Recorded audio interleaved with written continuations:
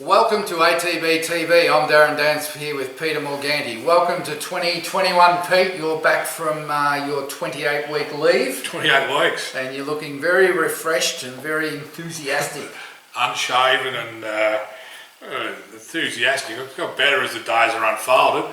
Not much has changed, Darren, apart from 2020 to 2021, but that COVID still hanging around. Well, it's not good news today with an outbreak in Victoria, but anyway, it's the tennis and that's to be expected. But I've had many requests to get ATB TV back on the air, and many owners saying to me that when Morganti's on holidays, the winners just roll in. Well, there's about 6 of them. Actually, there was 6. Righto. I think Never Again might have jumped up on our side as winners. True. So what we might just do is just quickly touch over what went on in January at a high level, and then just get into our runners and results and get you up to date. So let's go back, Pete. I think January 1 was a day to remember for ATB with a double. Double at Flemington, and a group winner along the way, and obviously Hasseltoft's group winner was Serious Suspect, the Stanish, and Hasseltoft knocked off his first city win, and albeit it was a bit unlucky through January with a couple of seconds, but he won the right race, Darren. 96,000 jumped in, courtesy of Opus, and it was a benchmark 70 that had Saturday Stakes money, so we sort of got our Christmas present 6 days later with him. Yep, well, he's gone to the paddock now, Hasseltoft, and as you say, he had 7 runs for the prep, never unplaced. I think he won about 180,000 for the prep, and he's got $219,000 in the bank. Not bad for a horse that's rated 72-ish. He can still run in benchmark 70s, albeit carrying 60 or 60 and a half, and he's got over 200,000 in the bank. So I think Matt DeCock's done a great job. Yeah, he's helped. Oh, and the other bloke, what's his name? Oh, Griffiths. Little Griffith. Yeah, he's done it. That'll get back. But look, he's a terrific horse, lovely animal. His last 2 starts, he's dreadfully unlucky. He was going to win there at Flemington, and little Canberra Rawilla, if you're watching this, she shut the gate on us and we had to go sideways, and then we were unlucky second. And then the other day at Caulfield, our little mate, what's his name? Damien Lane, just gave us a bit of a hip and shoulder on the corner, and we lost our balance. And he was dirty, he wasn't on the horse. Yeah, probably. Dirty, wasn't on. Actually, I had a couple just hit the line good. A couple of little fellas come up to me at Terang and said we would have won if we claimed on that horse. Little Will Price. They're full of cheek, these little fellas. Well, no one had heard of Will Price 6 weeks ago. Now he's telling us how it all works. So Hasseltoft being good. Super horse, super. I don't know what the plans are, but Jesus, something like the Winter Championship through the middle of the year, a mile at Flemington sound a nice little target. Well, depends how long we give him off. Yeah, he's going to have a month or so off. We'll have a look at him, but he's got a bit of Vobus money to pick up before July, and then we'll see if we can run him into the spring and see what we can do with him. But he's a nice horse and a genuine horse, and I think he's just going to be better, because that was only his 2nd preparation, and I think he's only missed a place once in his life, which I don't think there'd be too many horses on our list that could say that after 10 starts. No, so it's just unfortunate. He's just a freak. 6 or 7 seconds there, could be 7 wins, but you can't, because you can't win the benchmark 74 times. No, you've been at 90. So. Yeah. Now, well done to all the owners. Great effort, and he's an exciting prospect going forward. Serious Suspect, planets aligned. He got a real good Group 3, that benchmark 90. I say Graf being in the race was terrific for us because it condensed all the weights down below. He bowled along as he does, and there was no way nothing was getting past him that day. No, it was a great ride. They lined up behind him, but they couldn't get past him. Well, it was a great ride by Jamie Carr, probably one of the better rides. Flemington, you know, down the centre of the track leading, had a nice hold on him, just stacked him up, and then, you know, he can run time, so it was pretty hard for him to catch him late. So she kept turning the throttle just when you thought just slowly, and that's her key. Is she's so balanced and polished, she can get the job done. So that was certainly a highlight. Him winning the Group 3 for all the connections, long-term clients. They've had their fair share of slow horses, I'll say, and their fair share of bad luck over the years, but I'm wrapped for the owners of Serious Suspect to get a good horse who tops over 600,000 in prize money now. Good effort, yeah. Flemington might need a new grandstand because Sarvasam was standing on the top deck jumping up and down, so I'm sure there's a few cracks there appearing. But look, he's come home, he had 2 weeks off, freshened up, and look, he's still improving, he's still maturing, you know. It's funny for a rising 7-year-old. Yeah, he's just a late maturer, and his brain, he's maturing in the brain, but also his body. Just so you know, when he came home the time before, he was 489 kilos, went back 520. This time when he came home, he was 499, went back about, well, he's only home 2 weeks, about 520 again, but it tells me, and he looks bigger and stronger, so he's getting stronger and bigger, and now he's just all roads lead to the Newmarket. Opened up at $51. Obviously a couple of owners there have had something on him because he's into 15s. Yeah. And someone's had 1,000 or 500 on him and brought him into 15. So look, all roads lead there first up, and yeah, he'll have a couple of trials, and you know, it's the Group 1 Newmarket. It's a tough race, but there's a lot of horses may not go there. Yeah, I think that's why the shortening of the odds, because there's a lot of queries on the top 5 or 6. Some of them are going to stay in Sydney for some of those big races with the big money. So hope Nature Strip's one. Well, you know what? If you don't want him up belting outside. It'd be nice if he led by 4 and we had to sit on him. That'd be better. I'd rather than that than walking. But look, at the end of the day, is he a Group 1 horse? Maybe not, but he's going to be in a Group 1 race. We won the Newmarket in '94 with a horse at 40 to 1 called Mukta that no one thought could win, right. And he just led and stacked them up, and they couldn't catch him. So anything can happen on the day. And we've seen it year on year. So and the other thing too, be nice to be there. The way this weather is, there's no negative on him being a 5 or a 6 either. A little bit of cut in the ground. Perfect. Know, some of those sprinters need it like a tabletop. But a little bit given the ground suits him as well. So I agree. No, so it was a great day for all the owners, and a lot of good people in those horses. We pushed through. We had a few unluckies. We get to the 20th of January, and a really good result with Unassailable going over to Oakbank, well placed. It ended up being a midweek city race. She got the job done, so she's actually ticked off a city win. Yeah, restricted city route. So there was Morfordville at Oakbank. Yep. And it was a good move by Pat Ryan to think outside the square, and he took 3 over. The other 2 went terrible, but she went really good. So it was a good idea. Because we had the unfortunate where she missed the start the race before. Yeah. And actually, she played up. The race before that was first up. She got done a nose at Penzer's Boxing Day. Then she played up on the end or missed the start 6 lengths. And this is the run where she got it all. Got it all right, and she's only lightly raced, and she's still learning. So we'll talk about her later. All the owners were pretty happy to see her win a race. Yep, we'll talk about her running at the Valley tomorrow night. Lord Lennox got a win on the board, and it was a really good ride by Keller. I remember watching this. And I'll tell you what, he earned every bit of his 5% because he didn't win by a lot. Box seated, got the job done. And he had to win that race if you're thinking he's going to win many more races. Yeah, he's just, he got on a real firm track there, and you could see him, he just wouldn't let down. And Calais got him over the line for us, which was good.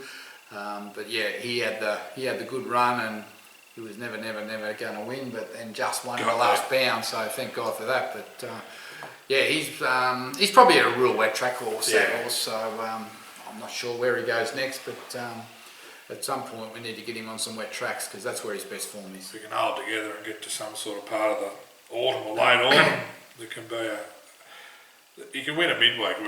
He's shown on that surface. On a wet track, Real exciting the day after, Darren. Real exciting for ATB and a lot of people that have ever followed Dandino, with our first Dandino runner, a dandy man, picking them up and throwing them down and winning his maiden over 1400, trained by Mitch Freeman, ridden by Geordie Charles, won by about 3 or 4 and looked like he could have run another lap.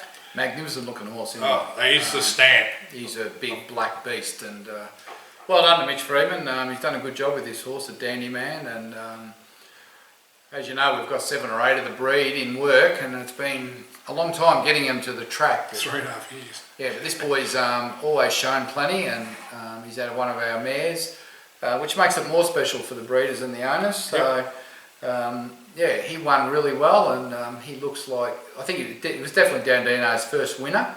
and I know the boys down at Bombora Downs, the stud where he stands, were pretty excited, as were all the others involved in the stock. So it was a great result, and I don't think that'll be the last race he'll be winning. Could be exciting little 3 or 4 months. I'm not just talking him, but others leading into the next breeding season. Yep. It could really help the stallion. Obviously, we'll have a chat about him too. He was meant to be running this Sunday at Ballarat. Well, He's accepted. He's accepted, so Drawn terrible. that's a stepping stone into maybe a stakes race after that. But good to watch, and once again, these jockeys, when they ride one that's all right, they come running after you at the trials, how to pull up, where's it going, Geordie Charles. Yeah. I'll tell you what, on a front runner, Geordie I think he's exceptional. He can really rate it. I've seen it on Biggs's horses a number of times. So he had that, can't think of the name of it, that won the other day, the 2-year-old. Oh, yeah. But he's had written by. He's a very good judge of the pace, Geordie. That's good to see. He's good at something. Good lad, Geordie. He always obliges when we ask him to do a few things. He must have rode a loser somewhere along there in January, because he sent me a video report. So, no, I like Geordie. The following day was a good day again as well there. Mr. Moneybags got the, was it the Port Fairy Cup? Port Fairy Cup. Yeah, made my return to racing after almost an 11-month absence. Yeah, went down to Warrnambool to have a look at Mr. Moneybags, and also the other runner we had on the day. Black Mirror, was it? Yeah, Black Mirror run second, but I had to wait to the Port Fairy Cup to watch Moneybags go around. And he was wide with no cover. It wasn't pretty. He was never going to win, I wouldn't have thought. But his big heart. To her credit, Laura, Laura Lafferty just got down and punched him out and got him to the line, and he had his head in front on the line. So what a great warrior he's been. Just in his last 3 starts since he's been on the beach, he's won 2 and picked up $95,000. So. Yeah. That change of scenery has really sparked him. So the next day he was on the truck and back home, and he's here in the paddock now having a little break for a month or so, and then I think he's a horse that's going to aim towards the Winter Championships as well. But that was the race. He went it or run second in it, going back a couple. I think he ran second in it, yeah. So no, he can go, he can run, but I think he just got a little bit sick of it and stale, and just needed a change. So. And horses going out for a spell in form, I don't mind that either. No, and Robbie Griffiths did say to me, when he gets stale at Lindsay's, just send him back. When he gets stale. When he's 10. Yeah, that's it. So that was the month. And just touching on, Black Mirror was really good. We'll speak about her too, but that's a good result, because we picked her up with the similar intentions as Unassailable, and just honourable mentions, write your name was good, going back about 10 days. Yep. Just got held up. I don't think he would have beat the winner who had a full out of steam. Good, strong win. Yeah, and the winner of that's, I think, picked to win tomorrow, one of the best bets tomorrow. Street Baby, Cross Road, she was good when she was 4th at Geelong, going back 10 days, so we'll get her out to 2,000 eventually. Twisted Bowman's arm. When did she win, Pete? She won back, I think we spoke about her at Colac prior to Christmas. Just prior, was it? Just prior, might have been that. I think we might have summarised her in the final week before we shut up. So she won there, and then she came out and ran a blinder at Geelong over 2,000. Yeah, stuck on, didn't she? Hit the line good, and I think it surprised Daniel. And she was booked on the truck actually to come home, but I think when Daniel listened to my post-race saying if he doesn't want to try over 2,000, I'll find someone who will. Suddenly he unbooked her onto the truck. What got me was at the 250, she probably looked like she was going to run 8th, like she'd finished. And then all of a sudden she was another step off running 3rd. I think I texted you and said, God, she's got to run 2,000 on that. Well, if you go through her Goldmine profile, you'll see that she's a 2,400 metre horse as an older horse, and I think that's what's going to happen with her. So we'll look forward to seeing where that's going to be. It's a couple of weeks, Just a couple that are no longer loudspeaker. Not in our stable. They're alive. No, 3 have been moved on since Christmas. Loudspeaker, look, she has the ability to win a race, but she's just a funny little horse. You'll find her racing around in Adelaide later in the year. Yeah, Maisie Motion, we did get a win with her. Yeah, she's been moved on. She's reached the mark, so she's off to Alice Springs. And another one that always showed us enough, but she just tapers off in her prep is Crackerjack Lady. Yeah, just probably got wins in her, but for us, not worth having her in a leading stable, so she's off and gone to Tasmania. Yep, Tassie, there you go. So anyway. So those three have departed.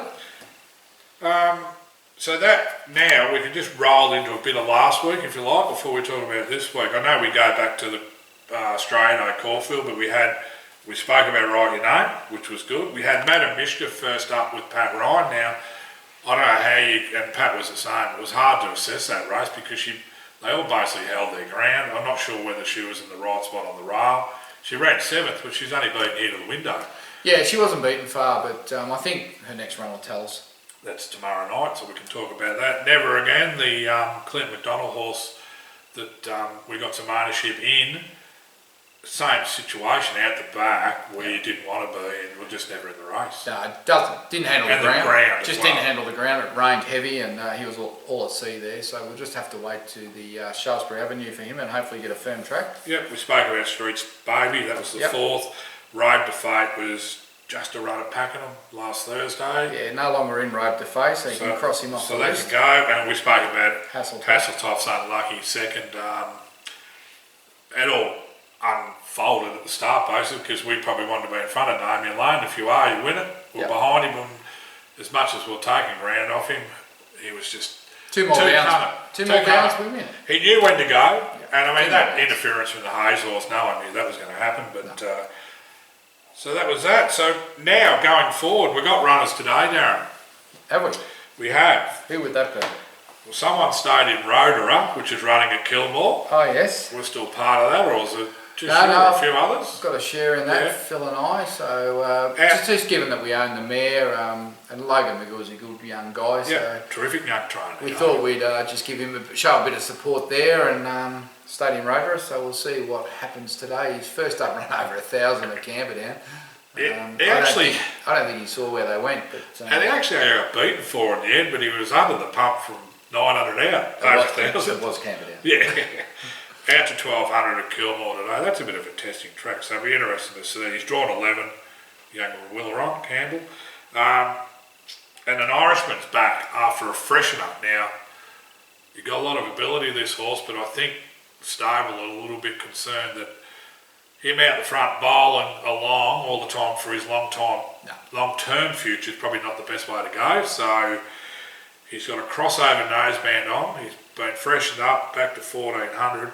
He's carrying 61, but I tell you, he's got a good kid on for hands, Ethan Brown. So it'd be interesting to see if he can get him to settle. Ideally just behind the pace, but needs to be with horses in front of him, I think. Yeah, well, I think here we've got a horse here that goes too hard in front, sit and duck the whole time. So his trial the other day when they got him in behind the horses was all right. So look, when you change tactics on these sort of horses, it can be a disaster for a couple of starts until the horses actually appreciate what you're trying to do. So I know that the Marsdale's done a lot of work on it. I spoke to David Eustace at the trials earlier in the week, and he said he'll run well. He's starting to settle and drop the bit a bit. So if he can settle, and we need pace on it. We definitely need pace on. So hopefully there's a couple go hard in front. He can snuggle in behind him, and if he settles, he should be strong late. That's his future. If we can't do that, he probably hasn't got a future. And if that does work, the best horse and stronger horse at that track with the big uphill straight, you know, it's a good, actually, he's well placed. And if he settles and can hit the line, I'll be happy. Really happy. And I mean, you know, we can still eventually get him out to 1,600 and beyond. Tomorrow night we've got the two fillies we spoke about earlier in Madam Mischief and Unassailable in the same race. Now you look at it, there's a bit of winning form, but it's all from different areas. Wangaratta, and there's a couple of, you know, there's about 4 first up. It's really hard to do the form. We've drawn 1 and 3. 1 with Madam Mischief, which we don't want to really lead with her, but we don't know where she's going to get buried back on the fence. And I think Unassailable was drawn really well in 3 because she can sit up outside the leader. Where they fit in that race, I think Unassailable will run well, only for the fact that she's going to be in a more favourable position. Yeah. But I don't really know what happens with Madam Mischief in the run. No, I think he put blinkers on, didn't he? Yeah, and look, we're trying to get away from leading with her. She could lead on her ear in that race. Yeah, barrier 1, I don't know. I think he's just going to let her jump out and be where she wants to be. Yeah. So Might set it up for the other one. yeah, well, they're $14 and $20 in the Race betting. riding. Huh, we don't do that. Yeah, so $14.21 the market. But look, these are well-bred fillies that, you know, restricted midweek type meeting. I think it's a good way to find out just what their level is. Yeah. And that was the idea. It's going to be wet, so there's a bit of rain around. So the Turfontaines, which is what Madam Mischief is by, love the wet. Yeah. So the wetter the better for her. Unassailable on the dam side, looks like a bit of giving the track, they appreciate it too. And who knows, if we get this 40 mil, might it, well, half the field might go. if they don't call them off, Yeah. there might only be 6 or 5 runners in. So, you know, you go there, take your chance, see what happens. Yeah, no, I agree. So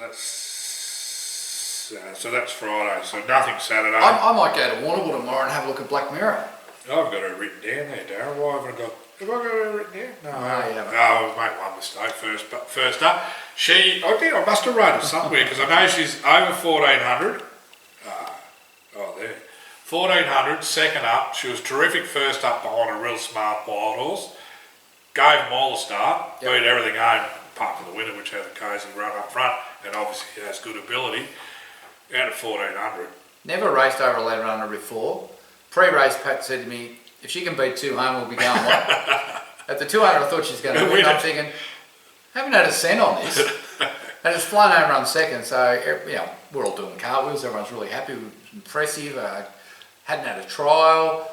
Had a good blow. Yeah. Jockey's wrapping it up. And Melissa Rada, she's done a lot of work with it. Melissa, so now we go to Warrnambool tomorrow. Dean Yendall jumps on. The odds on? No. Not? No. Is there something in it? Yes. I didn't look too hard.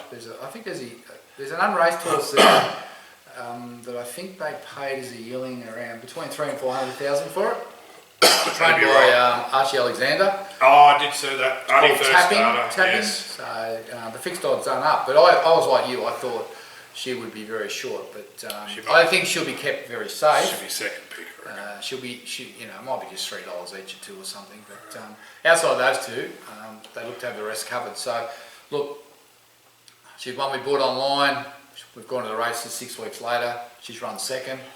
Yeah. She's got a big pedigree. She's a beautiful type, and you know, she's highly strung. So if we can get that sorted out, there's plenty of wins in her. I look at those races and you see her horses just down the back, and like she was allowed to settle over a sprint trip. She went wide on the turn, and then she still, you just know they got above average ability. She's got good ability. Yeah. So we look forward to that. Now I can roll into Sunday where we've got a Dandy Man. Ballarat. A benchmark 64, which, as the owners know, Mitch needed to have this as a lead into a couple of stakes races, which are one's 1800, one's 2000. We need to get through Sunday first, and yep. You've said he's drawn a bit wide. 11, I reckon. Right, so 11 over a mile. It's probably not the I end got of the an idea world. he might just because we went to the front the other day. I don't think he wants to lead. I reckon we'll be back. I don't think he wants to lead, but he wants to win, because if we don't win Sunday, Yeah. we don't get a run. Yeah. So he's agonised over what he's going to do. I haven't spoken to him since the barrier draw come out. Yeah. He had 2 options, 2 ways to get about it, but we cannot get beat on Sunday and go to a stakes race. That won't happen. So you just won't get a run. So he's got to make every post a winner. So there's a fair bit of pressure on this run. A bit of assessing the speed maps. At this point, if he's scratched, it won't be because there's anything wrong with the horse. It'll be purely because he doesn't think he can win. So anyway, we leave that to the trainer. He's got to sort that out. And it won't be a bad thing to see a horse like him settling back in the field and running hard. Yeah, we don't want to turn him into a man leader. No. Same day, Razor Colours having her first start at Ararat. She's drawn 16. I tried ringing Paul. I'll get onto him, let the owners know what's going on there, because 16, unless he's happy for the horse to have this as another trial, you've got no open winner from that gate first up over 1300 at Ararat, unless you're at Speedster. She'd want to be good. Christine pulls to ride if she runs. So I'll find out for the owners there. But she's close. I think she was nom for Audible tomorrow's meeting. yeah, and then didn't accept, and he's gone there. So she's close, and she's trialled up well. So we'll just have to wait and see there. And Narracourt across the border for Minatori, which is a real crossroads run. This one. If he doesn't run top 3 here, he'll be the next one moved on. But ridden by a jockey I can honestly say I've never heard of, Miss Scarlett So, S-O. Not a household name to me, but No. anyway, look, Pat's done everything he can with this horse. If he can't get it going or it doesn't want to be a racehorse, then you know, depending on how it runs tomorrow, we'll make a decision then. But if it fails tomorrow, it's got 2 options: Pony Club or an online sale if it's worth anything. So we'll sort that out. Can I just do, now, what's her name on the footy show? Caroline Wilson's Ararat. No. Why have we got Ararat and Ballarat 50 minutes apart on the one day on a Sunday where so many jockeys and trainers would, I mean, it's just so stupid. Oh, I think it's, you know, Ballarat and Ararat. I mean, I could understand Ballarat and Sale or Ballarat and Maui, but Ballarat and Ararat, I suppose the same guy that decided the Australian Open could go ahead and decided this. Must have thought Ararat was in New South Wales. Do you think the same person Probably. would allow the Australian Open to go ahead? Is allowing this to happen? Do you reckon Dan's on the board at OVL, or not the board, but the planning, calendar planning? Some of the decisions are astounding. I used to get annoyed when there'd be sets of trials 3 hours apart. You got a race meeting that's 50 metres apart. So I don't know, one must start early, one start late. Maybe one's transferred or something, I don't know. No, it's been the calendar for ages. I don't know. Anyway, that's it. We won't have a runner at Wodonga, hopefully. I don't know the noms, but we've got Kyneton, Tuesday, Sandown, Wednesday, Packet up Thursday next week. But there'll be 1 or 2 bob ups. there's something bob up, but There'll be a couple there that have to go around. I look forward, obviously we look forward to seeing an Irishman and how he races tonight. We look forward to the 2 fillies tomorrow to see how they measure up. And particularly, in the testing themselves in the city grade. And a Dandy Man, obviously. And even Black Mirror, like she's an exciting filly. Well, if that thing of Alex, I mean, they want to have a bit of ability, Archie's first up. Yeah, it might need to run.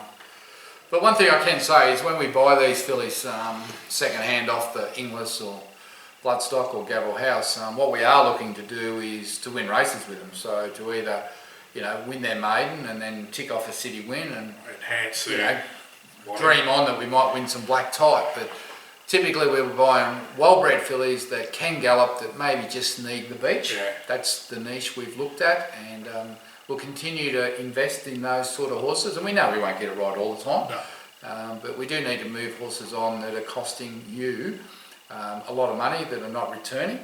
There's no fun in running 9th and 8th and 7th and 10th. So if they're not going to perform, they either need to be moved to a different stable or moved out of the ATB threshold. Yep. And obviously you help us make those decisions. But I think the team we've got now is a long way in front of what the team was last year, and I'm pretty happy with that. That's from a poop. Now you would have we had no runners with Lindsay Smith, we had no runners with Pat Ryan.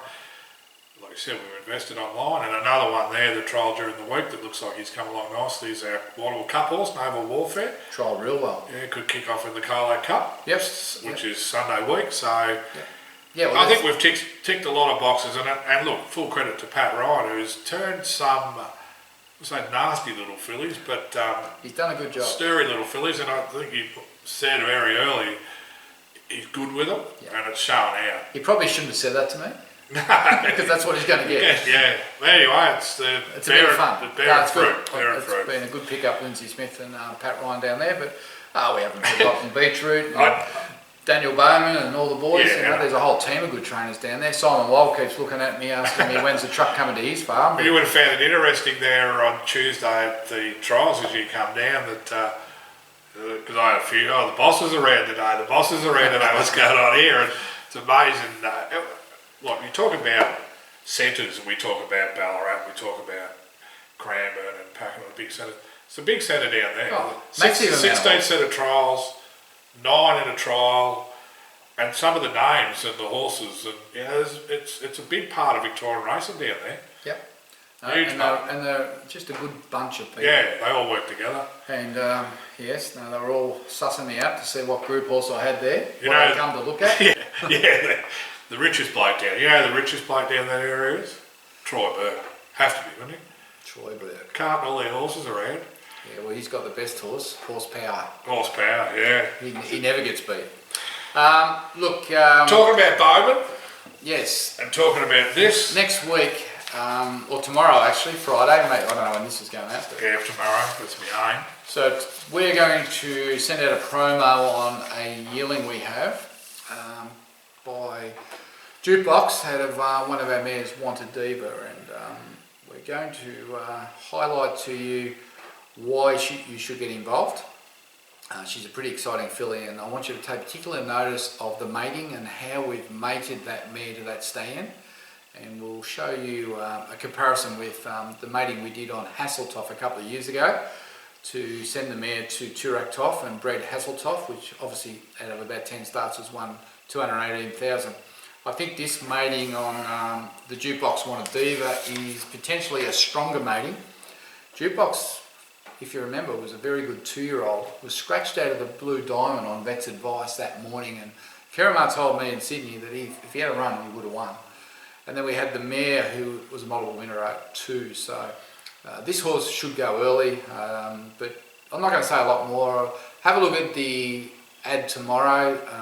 We do have half a dozen shares at 5% left, and I think you'll get a quick return and a lot of fun with an early runner. And Daniel Broman proved last weekend he can train a 2-year-old. He had a stakes placed 3rd at Caulfield. Behind the Blue Diamond favourite. Behind the, I'll say, the Blue Diamond winner. Yeah, well. It's going to win the Diamond. It's going to be $1.70. No, you got beaten through. I mean, the winner won well. Well, to be honest, I was there, and the winner had different gears, but the crowd went up in front of me. Yeah, it was all the owners. And they were the owners of the 3rd horse.